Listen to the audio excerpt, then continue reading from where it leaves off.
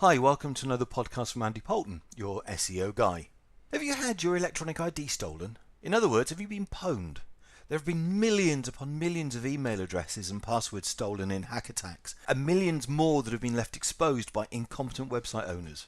However, it's not just your email address that's been stolen. Your name will have gone with it, possibly your address, maybe even credit card and other data.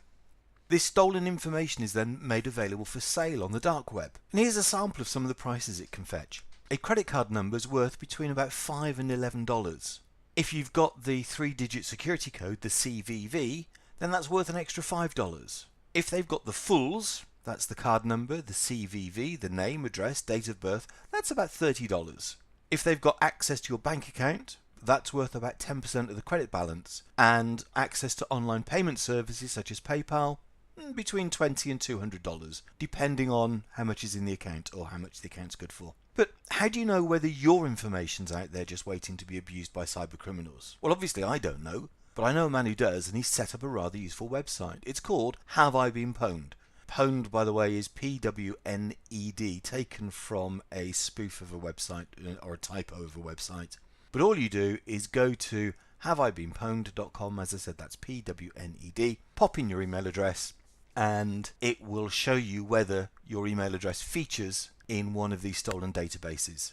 The website's safe. It's been set up by Troy Hunt, who's a Microsoft Regional Director and Microsoft Most Valuable Person for Developer Security. Bit of a mouthful, but basically it means he knows what he's doing. And what Troy does is he scours the dark web to find databases that have been posted and pulls it all together. And this is in his own time and at his own cost. But it's a good way of checking to see whether your data's out there. Now that there's millions upon millions of passwords that are out available to buy too, he's also added an element on his website where you can check to see whether your password's been stolen. And again, there's millions of stolen. In fact, there's 550 million passwords available on the dark web. So why is it important to know whether your passwords are available to cyber criminals? I mean, at this point, all the criminals might have is a list of emails and another list of passwords. They may not know which ones actually go together, and they don't necessarily know which websites these emails and passwords relate to. But we have a significant weakness. A lot of us use the same password for multiple sites.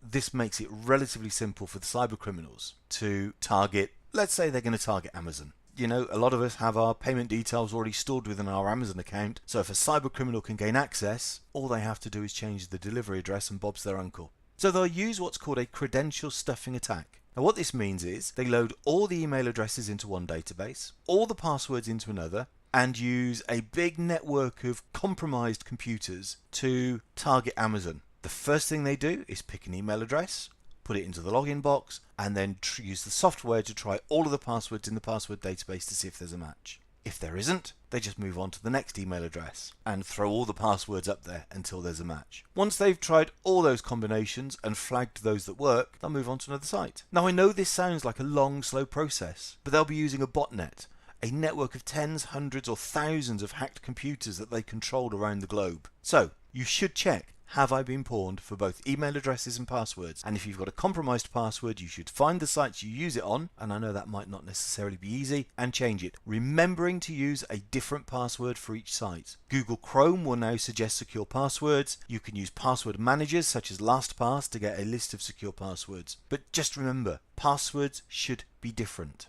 not similar. So password with a capital P and password with a capital P and a capital W, or a capital P and a capital A, are not different to a cyber criminal. You need something totally different. And obviously if you're concerned about your digital security or need help with your website or your SEO, just give me a call on 01793 23 80 20. That's 01793 23 80 20. Or drop me an email to andy@enterprise-oms.co.uk. That's andy@enterprise-oms.co.uk. And we can have a free, zero obligation chat about what it is that you need. Thanks for listening. You've been listening to a podcast from Andy Poulton, your SEO guy.